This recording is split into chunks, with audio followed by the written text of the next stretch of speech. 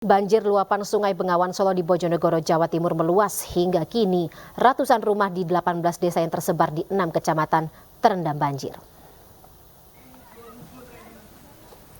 Ya, pemirsa, ratusan rumah di Kelurahan Ledok Kulon dan Ledok Wetan, Kecamatan Kota Bojonegoro terendam banjir. Air mulai masuk ke permukiman sejak minggu kemarin. Namun hingga pagi tadi ketinggian air terus meningkat. Meski sudah 2 hari terendam banjir dengan ketinggian 50 hingga 70 cm, namun warga masih enggan untuk mengungsi.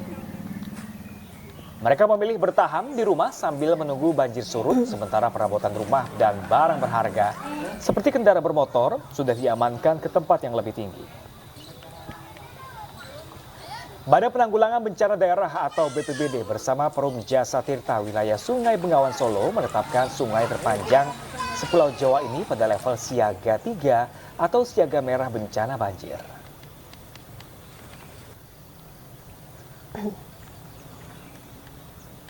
Hujan deras disertai angin kencang melanda kawasan Kabupaten Kulon Progo, daerah istimewa Yogyakarta. Akibatnya, puluhan rumah warga rusak akibat tertimpa pohon tumbang.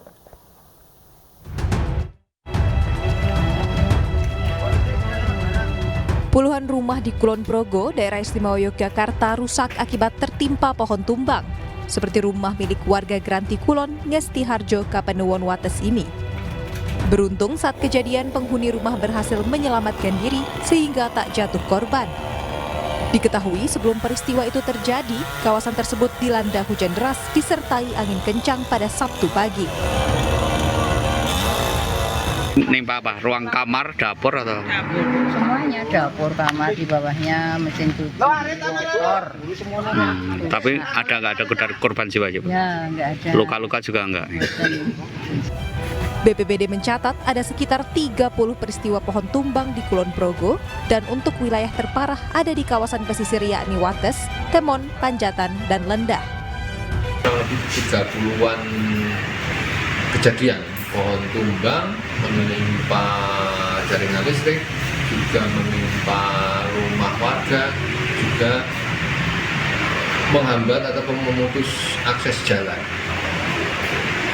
Sementara ini baru 30-an yang sudah masuk dalam data kami.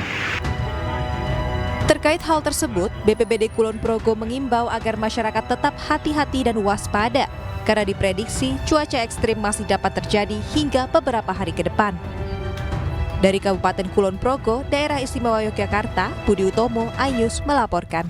Pemirsa, diterjang derasnya arus Sungai Pikatan, jembatan penghubung Desa Gondang dengan Desa Kebun Tunggul ambruk. Akibatnya warga dan para petani terpaksa memutar sejauh 1 km.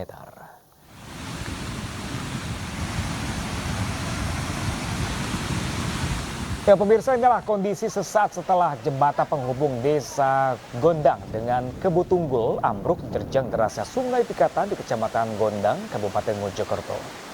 Sejumlah warga yang akan melintas pun diminta balik arah untuk mencari jalur lainnya. Jembatan ambruk terjadi saat hujan deras mengguyur kawasan Pacet dan menyebabkan peningkatan arus Sungai Pikatan. Sementara sejumlah warga desa sedang ke makam untuk ziarah ke makam leluhur. Jembatan penghubung 2 desa yang dibangun tahun 2009 ini hanya sekali dilakukan perbaikan hingga putus diterjang banjir. Untuk sementara jalan menuju jembatan ditutup dengan polis lain agar warga tidak melintas.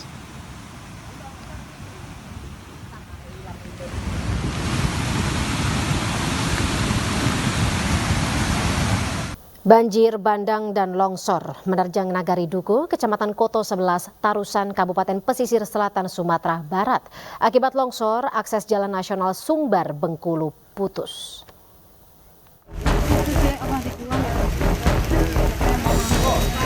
Puluhan kendaraan roda 4 terjebak di tengah material longsor di Jalan Raya Pesisir Selatan menuju Bengkulu. Mobil-mobil ini tertimbun material longsor di Nagari Duku, Barung Balantai, Tarusan, Kabupaten Pesisir Selatan, Sumatera Barat.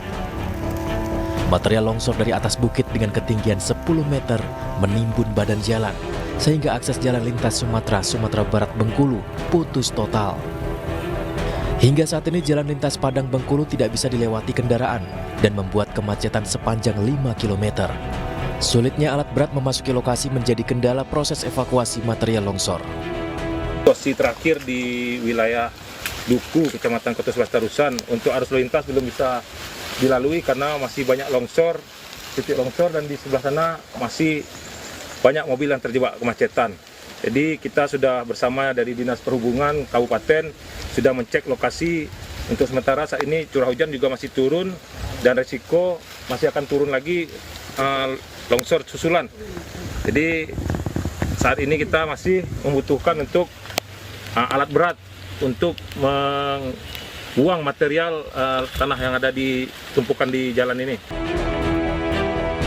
Menurut data BPBD Kabupaten Pesisir Selatan, korban meninggal akibat timbunan longsor hingga saat ini berjumlah 20 orang. Korban meninggal ditemukan di 3 kecamatan berbeda, yakni Kecamatan Koto 11 Tarusan, Kecamatan Sutra, dan Kecamatan Lengayang. Sementara itu, 6 orang hilang, saat ini masih dalam proses pencarian. Ini juga ada menyebabkan korban jiwa. Salah satu korban jiwa, yang pertama di longsor di Nagari Langgai, Kecamatan Sutra, yang menimpa 14 rumah rata dengan tanah dan hilang masyarakatnya 10 orang. Itu sudah ditemukan, yang terakhir informasi dan 6 orang ditemukan. Berarti kalau 6 orang sisa 4. Kemudian samping itu di Kecamatan Lengayang sudah juga ditemukan 1 balita meninggal. Dan terakhir informasi dari Tarusan sudah ditemukan 7 orang jenazah. Banjir bandang juga terjadi di Nagari Langgai, Surantiah, Kabupaten Pesisir Selatan, yang mengakibatkan hilangnya 10 orang warga dan merusak puluhan hektar lahan pertanian. Banjir merendam 11 kecamatan di Kabupaten Pesisir Selatan, Sumatera Barat, akibat tingginya intensitas hujan yang mengguyur daerah tersebut sejak Kamis petang. Dari Kabupaten Pesisir Selatan, Sumatera Barat, Budi Sunandar, iNews melaporkan. Saat jelang bulan suci Ramadan, lokasi tempat pemakaman umum Semper di kawasan Cilincing, Jakarta Utara ini masih terus dipadati oleh para peziarah. Namun banyaknya makam yang terendam banjir membuat para peziarah harus berjuang menuju makam sanak keluarganya.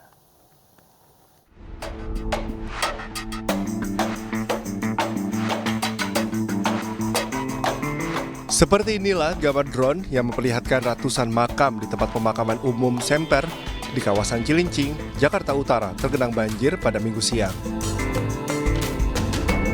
Tingginya permukaan air membuat ratusan makam di 30 blok unit Islam terendam banjir, hanya terlihat batu nisan dan papan nisan. Tak hanya itu, para peziarah yang ingin menuju makam sanak keluarganya ini harus berhati-hati memilih jalan agar tidak terjeblos di dalam kubangan air. Menurut salah satu peziarah, genangan banjir yang merendam makam orang tuanya ini memang kerap terjadi di setiap tahunnya. Namun warga hanya bisa pasrah dengan kondisi alam.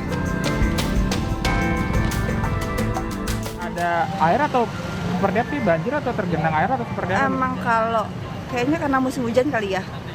Kalau nggak musim hujan sih nggak tergenang gini, Mas. Berarti baru tahun ini apa bagaimana nih? Enggak, setiap tahun kalau setiap ini pasti banjir. Pasti banjir. Dengan seringnya terjadi banjir, para peziarah berharap agar pemerintah dan petugas makam dengan cepat menangani kawasan tersebut dengan meninggikan tanah. Dari Jakarta, Rizky Falufi, iNews melaporkan.